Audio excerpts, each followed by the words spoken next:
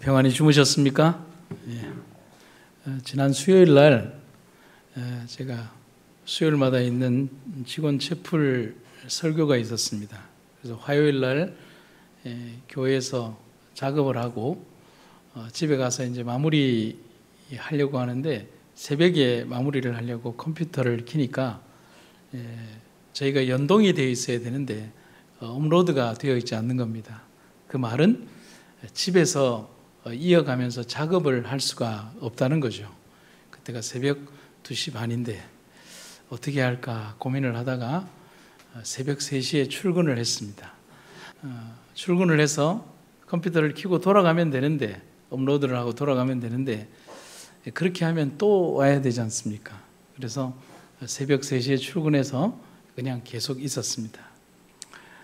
젊었을 적에 생각을 할 때 일을 조금 더 많이 하면 뭔가 억울하고 손해보는 것 같은 느낌이 드는데, 세월이 갈수록 지금 느끼는 것은 조금 일찍 시작해서 굉장히 기분 좋다는 생각을 가지게 되는 겁니다. 그때도 새벽 3시에 와서 교회 안을 이렇게 왔다 갔다 하고 좀 졸리면 안에 들어와서 이렇게 혼자 명상하고 있으면서 그날의 하루에 많은 시간들을 오히려 선물 받은 것 같은 느낌이 들게 되었던 겁니다. 이 새벽 기도는 바로 그런 시간이라고 생각을 합니다. 여러분의 육체의 잠을 빼앗는 시간도 아니고, 여러분들의 삶을 피곤하게 하는 것도 아니고, 여러분들에게 선물을 드리는 시간이라고 생각하시면 되겠습니다. 오늘 저는 이 월삭 새벽 기도 아침에 기회를 놓치지 말라는 제목으로 말씀을 드리도록 하겠습니다. 먼저 본문의 말씀 읽도록 하겠습니다. 바울이 의와 절제와 장차 오는 심판을 강론하니 벨릭스가 두려워하여 대답하되 시방은 가라, 내가 틈이 있으면 너를 부르리라 하고, 동시에 또 바울에게서 돈을 받을까 바라는 고로 더 자주 불러 같이 이야기하더라. 구원에 가장 가까이 근접했지만 기회를 놓쳐버린 사람의 대표적인 이름으로 우리는 벨릭스를 이야기를 합니다. 이 사람에 대해서 조금 연구를 해보면 왜 이 사람이 이렇게 구원에 대해서 놓쳤을까, 또 돈을 탐닉했을까에 대해서 조금 이해가 가는 부분이 있어요. 근데 이해가 간다는 것이 이 사람의 선택이 옳다는 것을 말하는 것은 아닙니다. AD 52년에 글라우디오 황제에 의해서 유대의 행정장관 또는 총독으로 임명이 되어서 60년까지 약 8년 동안 유대 총독으로서 유대 지방을 다스렸습니다. 근데 이 사람의 출신 성분이 아주 특이했는데, 이 사람은 금수저가 아니라 노예 출신입니다. 노예 출신으로 자유민의 신분을 얻어 유대의 총독 자리에 오르기까지 오른 입지전적인 인물이 바로 벨릭스입니다. 그가 이런 출세가도를 달릴 수 있었던 것은 당시 글라우디오 황제와의 친분으로 막강한 정치적 영향력을 발휘하고 있던 그의 형 팔라스라고 하는 형 덕분이기도 합니다. 그런데 역사가 요세푸스의 기록에 의하면 벨릭스는 자신의 비위에 거슬리는 사람을 제거하기 위해서 아주 잔혹한 행동을 서슴지 않았던 사람이 벨릭스입니다. 아주 잔인한 인물이었어요. 또한 총독의 지위를 이용해서 자기가 누릴 수 있는 모든 세상적인 것들을 누리는 일에 아주 전심전력했던 사람이 벨릭스입니다. 그래서 뇌물을 굉장히 좋아했다고 합니다. 그래서 역사가 타키쿠스는 벨릭스가 노예의 마음을 가지고 왕의 권세를 휘둘렀던 인물이었다. 그러니까 이만큼의 지식적인 것은 되지 않는데 과거에 너무 어려웠던 그 상황들이 자기의 삶 전체에 그 돈을 사랑하고 권력을 사랑하게 만든 인물이 바로 벨릭스라고 하는 겁니다.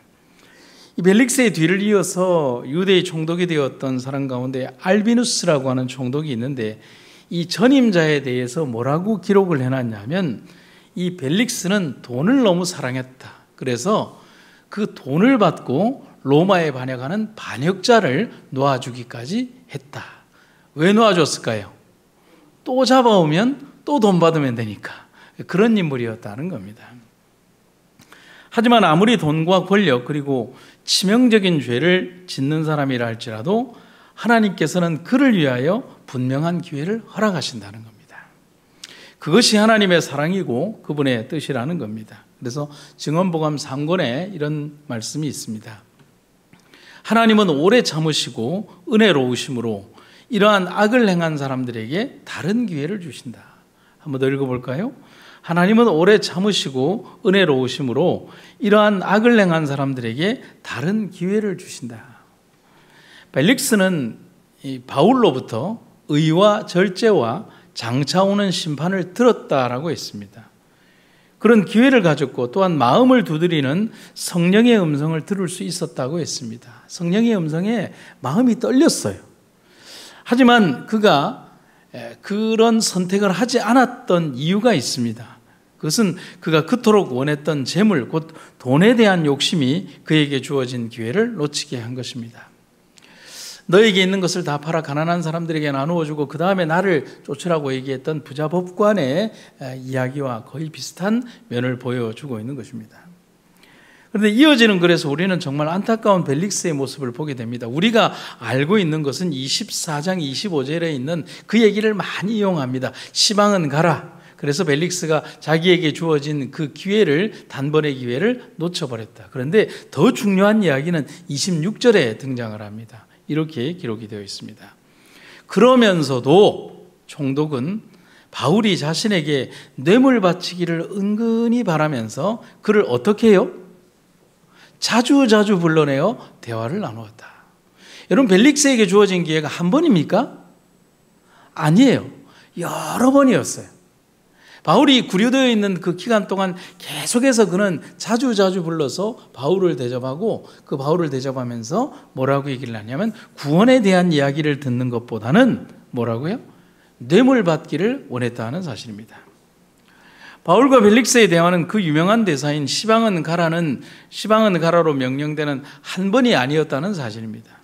성경은 말합니다. 자주 불러내어서 그런 대화, 곧 성경의 강론을 들었다라고 했습니다.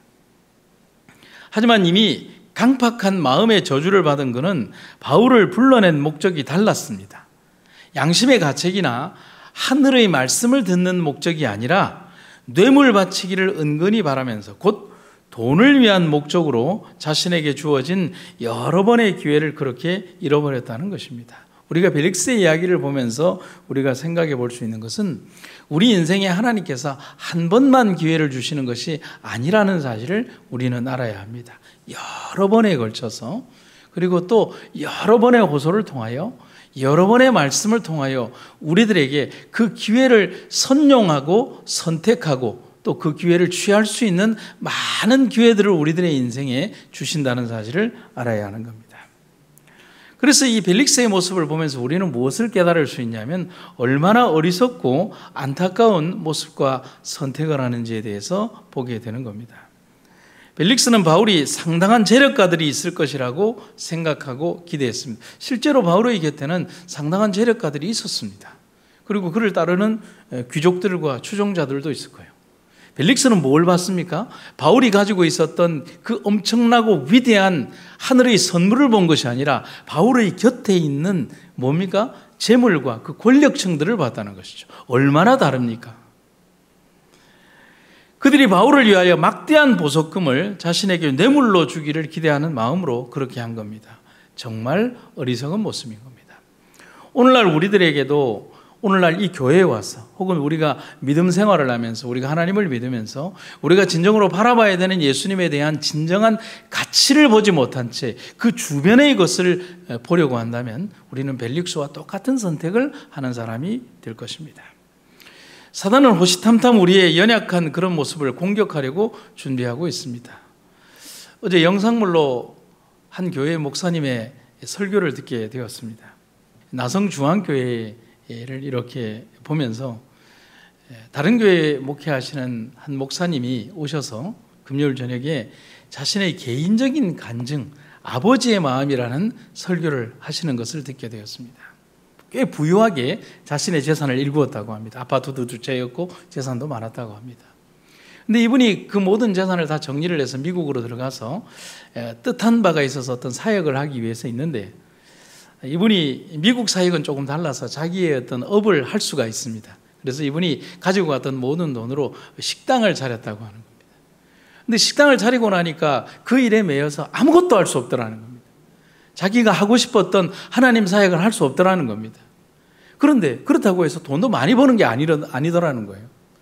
결국은 뭐냐면 하나님께서 매일매일 손실을 일으키려다는 거예요. 한 달에 10,000불씩, 1년이면 10만 불이 넘게. 결국은 얼마 있지 않아서 자기가 가지고 갔던 모든 돈들을 다 잃어버리게 만들더라는 것입니다. 아무것도 안 남았다는 거예요. 자살을 생각하고 두 아이와 함께 자살을 하기 위해서 해변가까지 가서 실제로 뛰어내렸다는 겁니다.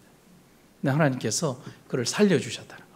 그리고서는 그에게 하나님께서는 아무것도 없는 상태 가운데서, 그의 소유가 없이 정말 아무것도 없는 빈털터리 가운데에서 그저 죽음을 선택할 수밖에 없는 나락으로 떨어진 그 상황 가운데에서 오로지 하나님만 붙들게 하더라는 겁니다.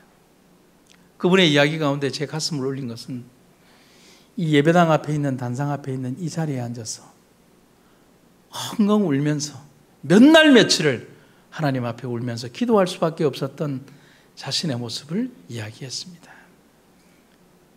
하나님이 자기를 살려주셨다는 것입니다.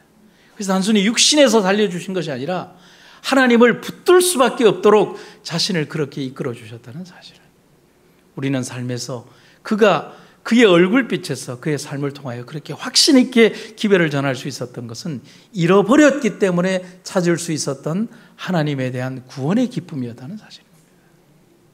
너무 큰 감동이 있었습니다. 여러분, 사단이 우리를 위하여 어떤 준비를 하고 있는가? 그 목사님이 그런 얘기를 합니다. 지금도 자기의 앞에 재물을 사단이 던진다는 겁니다. 근데 그걸 선택할 수가 없다는 거예요. 한번 보시겠습니다.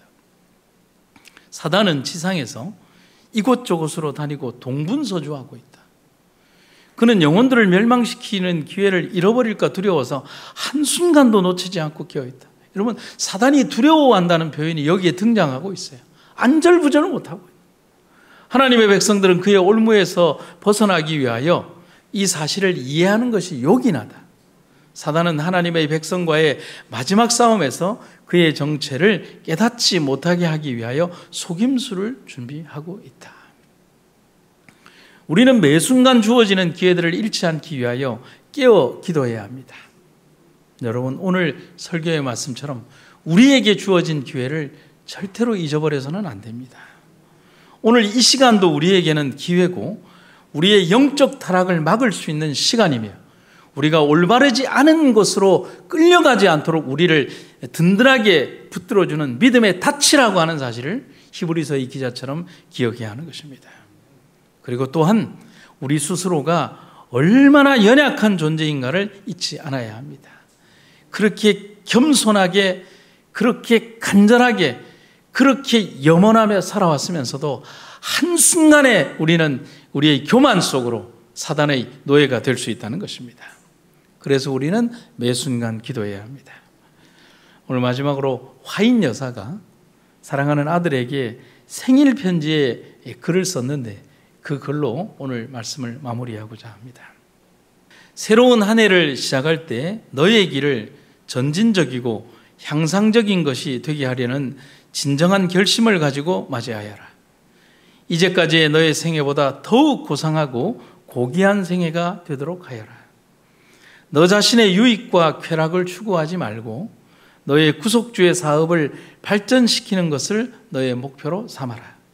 항상 자신이 도움을 받는 위치나 네가 좁은 길 위에 있도록 남들이 지켜주지 않으면 안 되는 그러한 위치를 벗어나라. 너는 다른 사람들에게 거룩하게 하는 감화를 끼칠 수 있을 만큼 강하게 될 수 있다.